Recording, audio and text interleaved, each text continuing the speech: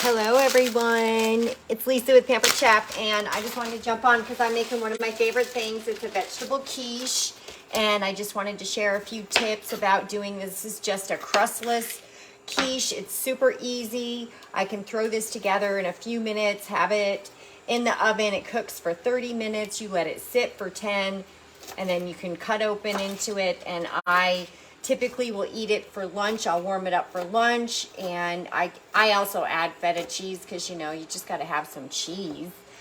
So what I have in the frying pan so far, and this is my stainless steel nonstick skillet, I have some chopped up frozen onions. We had a bunch of onions, so we typically will just chop them and put them in bags, and then we can take them out as we need them. So I'm still working on those. I had, you know, a couple of peppers in there, so I figured I would just get out what I wanted. And I can, you know, easily, you want to just saute up some of your vegetables, whatever that you want to put in. The spinach we're going to put in last because that doesn't take long to cook at all. So you want to make sure and put that in last. But I have some frozen, so I'm just going to go ahead and I can chop it. And then add it in. The recipe calls for a 10-ounce package. So I just kind of eyeball it. Probably split this bag in half, around about there. And then I just kind of will break this down a little bit because you don't want this to be too big. And it's easier to chop when it's frozen. So I just go through and just kind of chop it up, and then I'll go back through and chop it the other way. I kind of do it gently because I don't want it to jump all over the place. But this is a great thing to grab, and I'll have it for lunch, or you can have it for snack, or you warm it up for breakfast. It's great to take to an office. And, you know, I know the cost of eggs right now is insane, but I'm fortunate enough to get some fresh eggs from my son, so I take advantage of that and use those in baking and everything. So I'm very, very glad for that. All right, so now I'm going to get our eggs, and I just 5 eggs. I'm going to whisk them together. And I forgot my dishcloth. And I'm usually pretty good about dropping the shells in. So I really want to, whenever I'm working with eggs, I start with a clear bowl and I bust them open into that so I can make sure that I don't have any pieces of shell in there. Because I'm famous for it, so just a little helpful tip to be able to keep shells out of your eggs. All right, so our onions are cooking. I've got my feta cheese. Oh, and I was going to dice my pepper with my quick slice, but I didn't. So now we need some salt, and I've got some pink Himalayan salt Hawaiian. And that's what I'm going to use.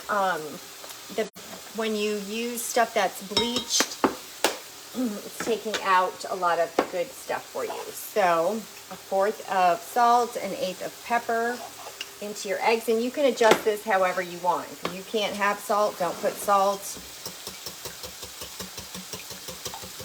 And the more that you whisk, the lighter your eggs get, the more air gets mixed in, and the fluffier they'll be, even though this is going to cook right down. But what you do is you are going to get your eggs really good and whisk together, and then when this is done cooking, you're going to put it in here, and then it's going to go into our pie plate. And I have, this is one of the stoneware, so the exterior has a glaze and the interior has the stone. So it cooks, literally cooks right off of the pie plate. Isn't it beautiful? So it's so nice. So I just spray this down, and I've got some regular olive oil in my kitchen spritzer. You pump it up in order to build up for it to spray. Get the aerosol built up in there. And then it typically will start coming out like that. And I know it's time to clean it. So once I get it emptied, I will be just taking it out, washing it, rinsing it with soap and water. So in the meantime, when I have that happen, I will just brush my oil around with my pastry brush, like so. And our dish is ready. And then I'm going to use this to take it out with when it's done. All right, so now I'm going to put in my cut spinach. I chopped up some spinach. I'm making a quiche. It's a crustless spinach quiche. And it calls for Munster cheese, which I don't have, so I'm using feta because I love feta. So another good thing I found that I can add in is roasted red peppers in with the feta. It's amazing. You've never tried it, you just have to. You have a blender, blend together, or food processing, you want to make a dip. Yeah, get some feta cheese and roasted red peppers. All right, so I'm probably going to use, you know, I use a little chunk of it. I don't like too much, but I like to have the flavor of it.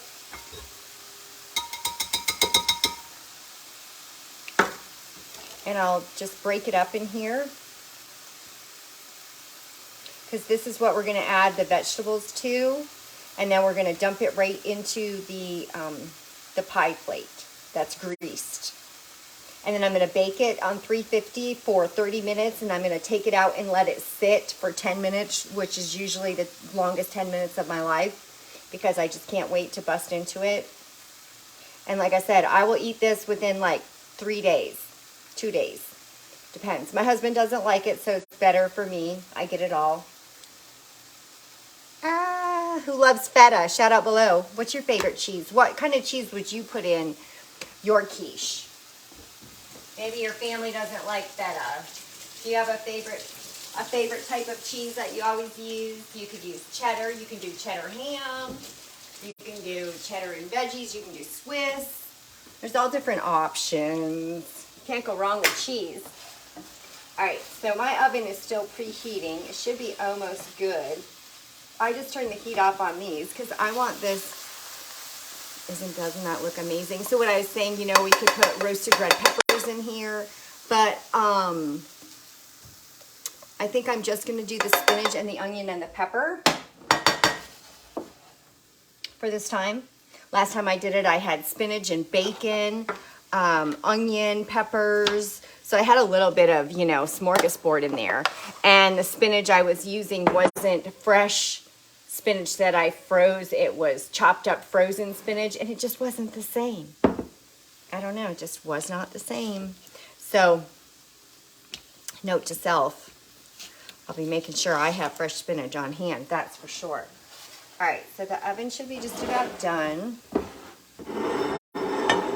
And I'm just going to finish this up so you can see it. And then I will post the finished picture in my comments when I'm done pulling it out of the oven. I'll take a picture, and then I can post a picture of it when it's on my plate before it gets in my belly, because it's yum, yum, yum. And this is such a great thing for lunch.